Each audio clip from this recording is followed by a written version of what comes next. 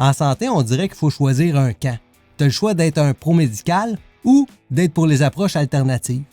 Moi, personnellement, je me suis reviré une cheville à l'envers, une entorse de grade 3. J'étais allé consulter une thérapeute du sport, elle m'a donné un protocole, je l'ai suivi à la lettre, puis aujourd'hui, j'ai de la misère à savoir si c'est la gauche ou la droite parce que j'ai vraiment bien guéri.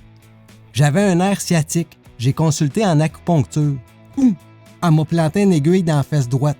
Ça a réglé mon problème, j'en ai plus jamais eu. Je filais un mauvais coton. J'étais allé voir pour un soin énergétique. Je suis pas capable de vous expliquer qu'est-ce qui s'est passé, mais les larmes se sont mises à me couler pendant le soin. Je suis sorti de là sans rien comprendre, le cœur léger, puis je me sentais bien.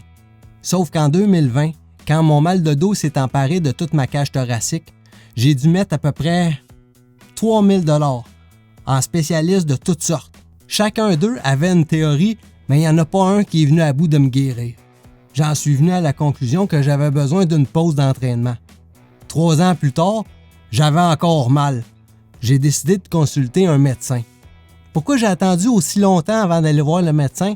C'est que je me faisais conter des histoires d'horreur à propos d'eux autres, qui allaient me bourrer de médicaments, me shooter à cortisone, puis qui n'avaient pas vraiment un réel intérêt de m'aider.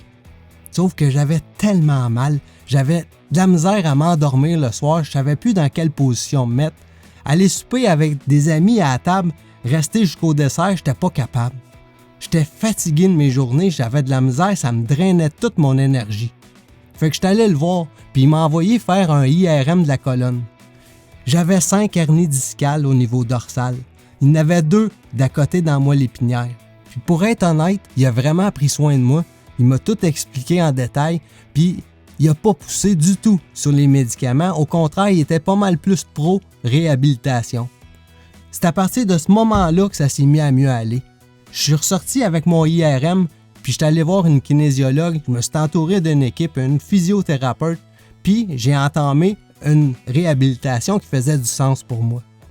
Je trouve ça plate parce que, en santé, il y a 2 discours polarisés. D'un côté, tu as ceux qui traitent le médical comme si c'était nos ennemis, qui nous en voulaient, qui voulaient juste nous bourrer de médicaments puis enrichir le pharmaceutique.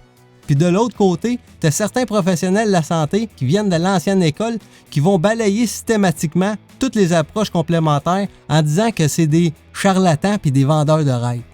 Mais entre les deux, tu as le patient qui, lui, il regarde ça un peu mêlé, confus, puis bien souvent, il est encore en douleur.